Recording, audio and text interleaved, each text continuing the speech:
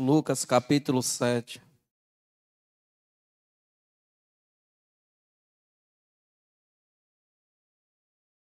Amém? A partir do verso 18. Lucas capítulo 7, verso 18.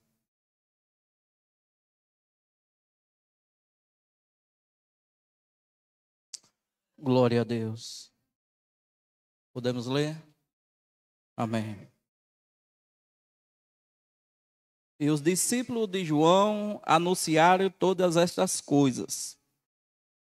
E João, chamando 2 dos seus discípulos, enviou-os a Jesus, dizendo: És tu aquele que havia de vir, ou esperamos outro?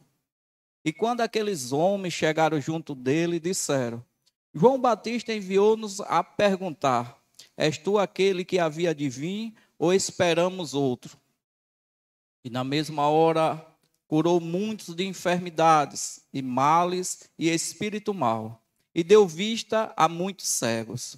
E respondendo então Jesus disse: Ide, e anunciai a João o que tendes visto e ouvido, que os cegos veem, os coxos andam, os leprosos são purificados, o surdo ouve, os mortos são ressuscitados. E aos pobres anuncia-se o evangelho. E bem-aventurado é aquele que em mim não se escandalizar. Amém? Glória a Deus. Podeis sentar. Senhor Deus e Pai, nós te louvamos e agradecemos por esta oportunidade. Que o teu Santo Espírito possa conduzir, Senhor, esta pregação e nos dar o entendimento, Senhor. Que a tua palavra crave em nossos corações, meu Senhor, e produza em nós frutos dignos de arrependimento. E que o teu nome venha a ser glorificado para todo sempre. Amém. Louvado e engrandecido é o nome do Senhor.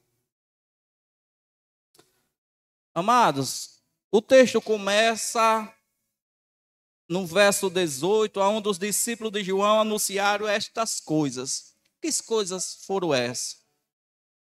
João se encontrava preso por Herodes. João é aquele, o primo de Jesus, ao qual todos conhecem.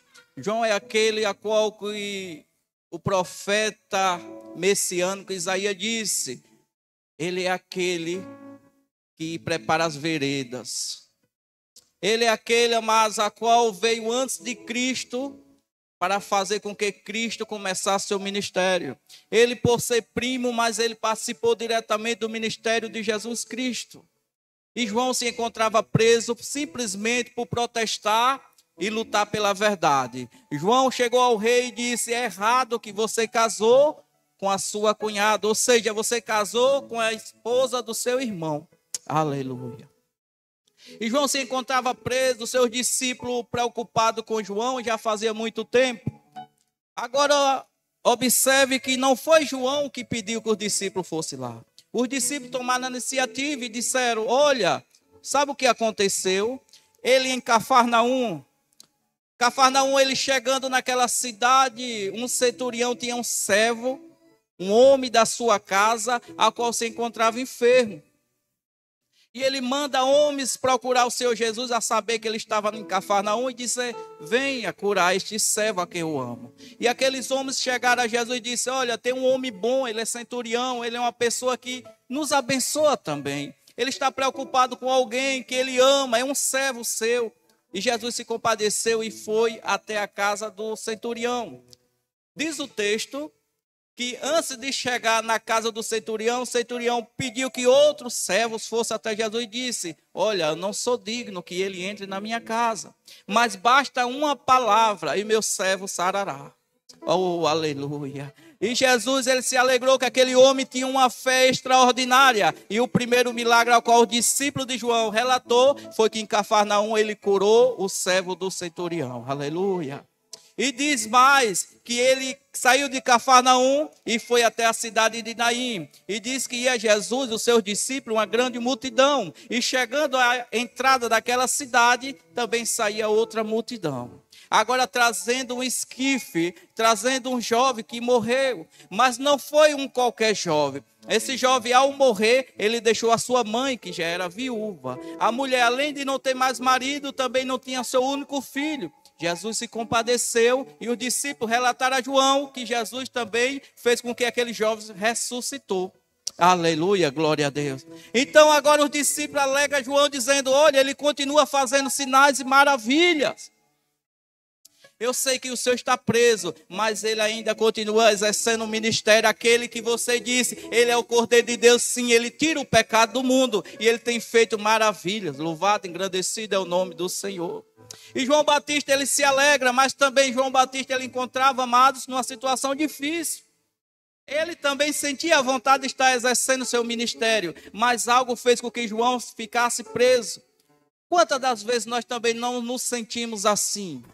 Preso por uma situação, distante de Jesus. Aleluia.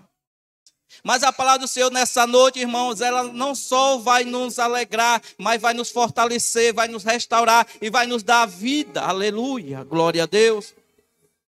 Então João diz aos discípulos, olha, vai lá, pergunta a ele, se é ele mesmo que nós esperamos ou haverá outro. E os discípulos amados, incumbidos desta missão, eles vão, encontram Jesus e faz a pergunta e diz, olha, João Batista, ele pede para perguntar se o Senhor é aquele que nós esperamos ou vamos esperar outro. Aleluia. Jesus, ele não disse sim. Jesus, ele não disse não. Jesus, ele não disse talvez. Jesus disse, eu sou, porque o cego vê, aleluia. Venha, observe se eu sou Cristo. O cego vê, o surdo ouve, o aleijado anda, o leproso é curado.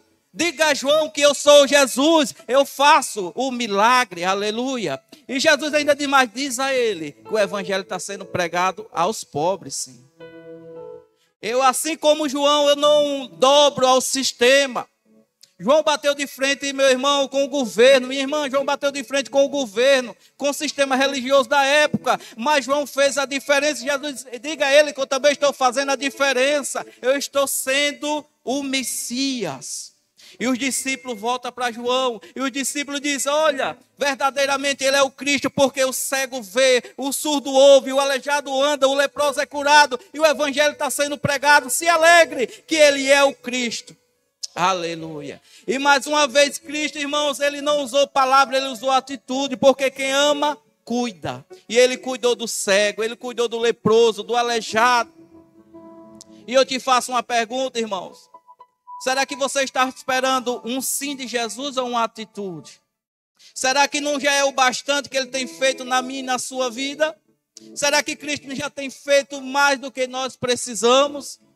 Eu tenho um amigo cristão que ele diz assim, quando eu pergunto como é que o senhor está, ele diz, melhor do que eu mereço. Será que nós merecemos ou ele já está sendo bondoso demais em nossas vidas? Eu te faço um convite a pensar junto comigo. Talvez você quer de Cristo uma palavra dizendo, o meu cônjuge, o meu irmão, a minha irmã, alguém da minha casa, alguém da minha família, sirva ao Senhor. E Jesus diz bem assim, não é com palavras, é com atitude. Aleluia. Qual é a sua atitude? O testemunho, irmão, não é com palavra, é com atitude. Quem é você na sua casa? Quem é você na sua rua? Quem é você para a sua família? Talvez você esteja achando que depende de Cristo e depende de você. Aleluia. Se você não sabe, João se sentiu ali preocupado. João se sentiu assim um momento esquecido, mas ali foi a missão de João. A missão de João não era acompanhar Jesus, a missão de João era abrir o caminho para Jesus. E João batizou Jesus, João foi o testemunho que o Espírito Santo desceu sobre a vida de Jesus, mas para João ele achava que ele deveria continuar com Jesus. Negativo. Precisa saber qual é o seu e meu papel no plano de Deus. Quem é você na sua casa? Quem é você para a sua família? Sabia que muitas das vezes nós achamos que o culpado é o outro e nós devemos assumir essa habilidade? Ou você acha que Jesus não tem poder? Ou você acha que ele, assim como João achou, que ele não poderia fazer nada? Será que... Pergunta a ele se ele é o Cristo, que eu estou aqui preso. Pergunta a ele. Porque se ele for o Cristo, eu não vou estar aqui preso. Assim como ele curou, assim como ele ressuscitou, ele vai me tirar daqui. E Jesus nos disse simplesmente é o seguinte, irmãos. Alguém aprendeu, irmão, com Deus e testificou no capítulo 42 do livro de Jó. Bem sei que tudo pode. E nenhum dos teus planos pode ser frustrado. Aleluias. Amado, Deus pode tudo. Precisa saber qual é o meu, seu papel no plano de Deus. Muitas das vezes nós queremos ser o pregador e nós somos simplesmente um cantor. Muitas das vezes nós queremos ser o cantor e nós somos simplesmente um ouvinte. Mas o importante é saber quem sou eu e quem é você no plano de Deus. Aleluia. Deus conta comigo e conta com você. Agora cada um na sua área, cada um fazendo e exercendo o seu papel. Eu tinha conversado antes ali com meu amigo, meu conselheiro, o evangelista Francine, e a gente estava tratando de algo. E é verdade.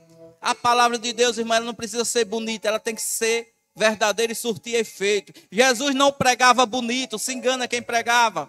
Jesus pregava a verdade, Jesus testificava a verdade, João Batista fazia o mesmo. O evangelho não é para massagear ego, é para confrontar o caráter, o meu e o seu. O evangelho é para surtir efeito. João Batista ele exerceu um papel maravilhoso, ele confrontava, ele batizava para arrependimento, ele pregava para arrependimento. Será que eu e você estamos se arrependendo cada dia? Ou estamos naquela de automático? Eu oro, ele perdoa. Irmão, ele perdoa quem se arrepende. Quem não se arrepende, irmão, eu vou dizer a você. No livro de Gálatas, capítulo 6, verso 7, diz assim: não erreis, Deus não se deixa enganar.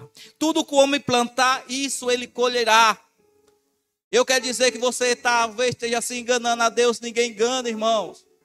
Deus nessa noite prepara uma palavra para você diferente. A palavra de Deus nessa noite é para dizer, é com você. Não é com seu irmão, não é com seu pai, não é com sua mãe, é com você. É você e Deus. Talvez nós esteja querendo um milagre lá fora e o milagre tem que ser aqui dentro, tem que transformar aqui dentro, tem que surtir efeito aqui dentro. Jesus não transforma aparência, ele transforma caráter. É de dentro para fora. Aleluia. Amados, eu costumo pregar até às 8 horas. Se me der 5 minutos, vai ser 5 minutos. Se me der 10, é 10. Eu agradeço a oportunidade. Amém.